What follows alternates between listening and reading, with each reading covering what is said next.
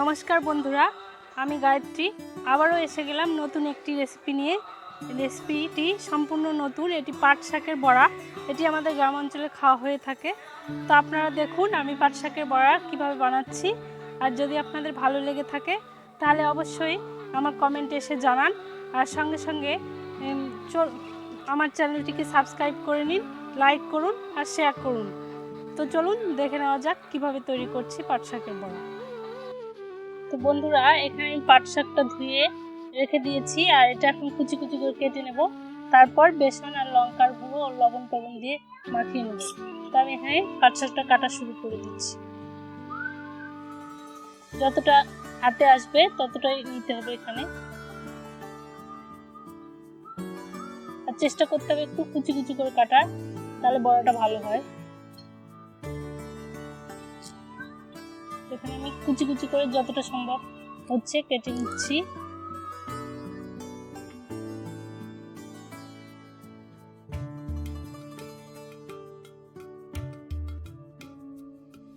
পাতাটা কিন্তু আমার কেটে নেওয়া হয়ে গেছে। আপনারা চাইলে এর চাইতে অনেক বেশি পাতা দিয়েও করতে পারেন। আমি অল্প পাতা দিয়েই করছি এখানে, কারণ আমি অল্প কটাই বড়া করব।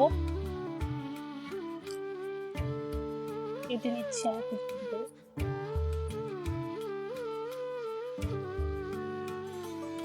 তো দেখুন বন্ধুরা, আমার এখানে কুচি কুচি করে কাটা হয়ে গেছে।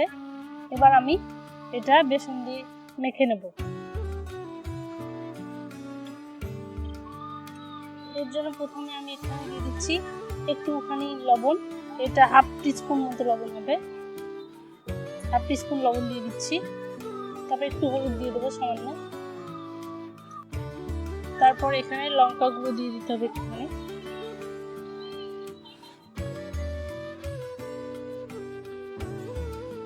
এখানে আমি স্বাদ মতো লঙ্কা গুঁড়ো দিয়ে দিচ্ছি। আপনারা আপনাদের স্বাদ অনুযায়ী এটা কম বেশি করতে পারেন। আর এখানে বেসন দিয়ে দেব। এরপর আমি বেসন দিয়ে দিচ্ছি। এখানে আমি 5-6 চামচ বেসন দিয়ে দেব। শাক অনুযায়ী এখানে বেসনটা দিতে হবে। আমি এখানে একটু দিয়ে দেখিয়ে নিচ্ছি। আর একটু জল দিতে হবে সামান্য। অল্প অল্প করে জল দিয়ে কিন্তু মিশিয়ে নিতে হবে।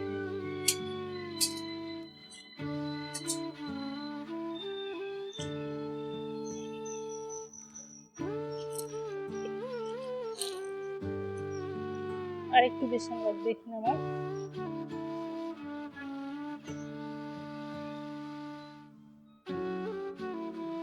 আরো 2 চামচ বেসন দিয়ে দিলাম। এখানে বড়াটা আমার মাখানো হয়ে গেছে।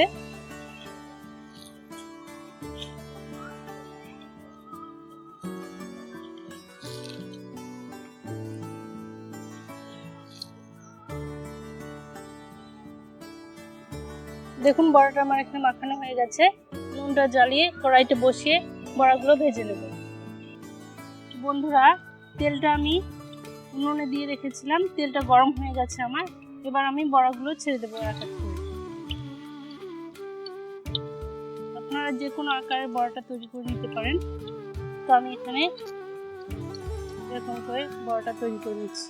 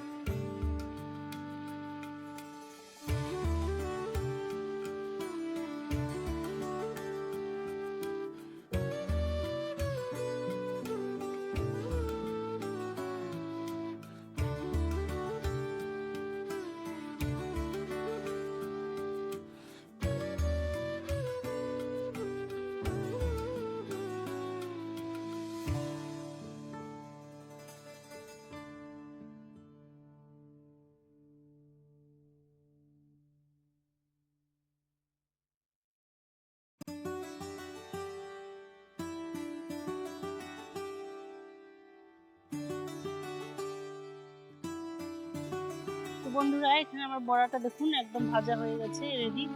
তো আমি এখন তুলে নেব বড়াগুলো এক এক করে।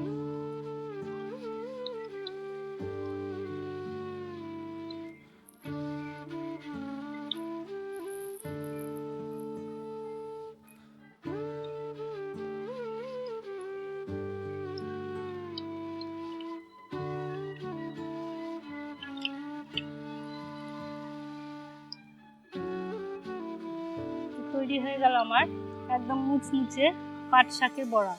এটাও আপনারা বাড়িতে তৈরি করে খেতে পারেন এবং কমেন্টে আমাকে অবশ্যই জানাবেন যে খেতে কেমন হলো। আর আমার রান্নাগুলি যদি ভালো লেগে থাকে তাহলে আমার চ্যানেল গায়ত্রীর রান্নাঘর, এই চ্যানেলটি আপনারা সাবস্ক্রাইব করে নিন, লাইক করুন আর শেয়ার করুন। সাথে থাকার জন্য অনেক ধন্যবাদ।